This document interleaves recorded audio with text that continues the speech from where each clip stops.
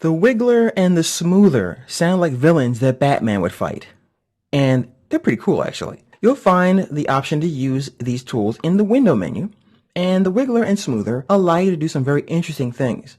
The wiggler will allow you to have any animated property deviate in some fashion.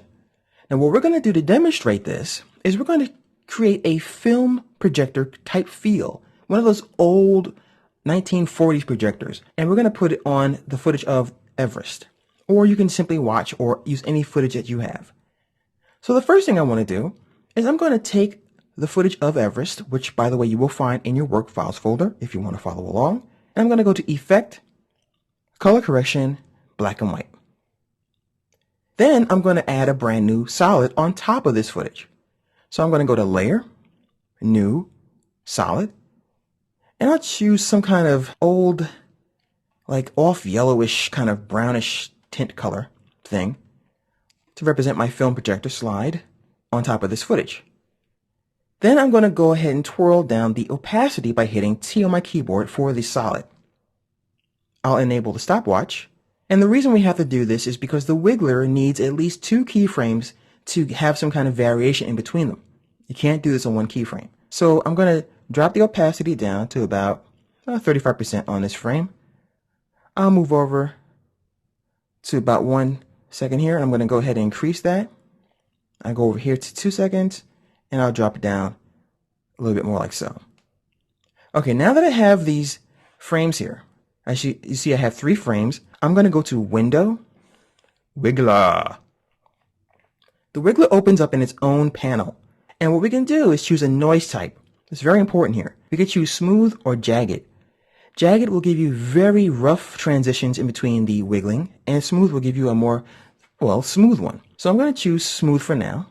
We could choose jagged later if you want to. And I'm going to go ahead and simply hit apply. And let's take a look at what we have here. I'll undo that. And you'll notice that these 3 frames, when I hit apply, all of a sudden turn to a whole bunch of frames. Now, as you can see, my frequency is 5 per second, and my magnitude is 9. I'm going to go ahead and hit home on my keyboard and hit the spacebar. And now we have that flashing feeling. I'm going to go ahead and once again home and check it out once again. So it's kind of cool. Now you can change the frequency by simply sliding here, and you can change your magnitude to change how this is going to be interpolated, or how many keyframes the wiggler is going to generate. All you have to do to get this to show up is hit apply again, and then you can hit home on your keyboard and watch. Very cool. So what does the smoother do? Well, the smoother is the anti-wiggler, hence they are arch enemies. The smoother is going to take these keyframes and try to knock it back down. So I'm going to go back to Window, Smoother. The smoother is going to let me work on a tolerance value, and when I hit apply, it's going to drop those keyframes down. Now I'll keep hitting apply. As you can see, it's dropping all that wiggler stuff down, and when I hit home and I hit the spacebar to play, you see that we have fewer keyframes now. So you can use the wiggler to do all kinds of things, to make footage shake by animating the property value or the rotation value, to make things fade in and out by doing it on the opacity value, or whatever value you have applied.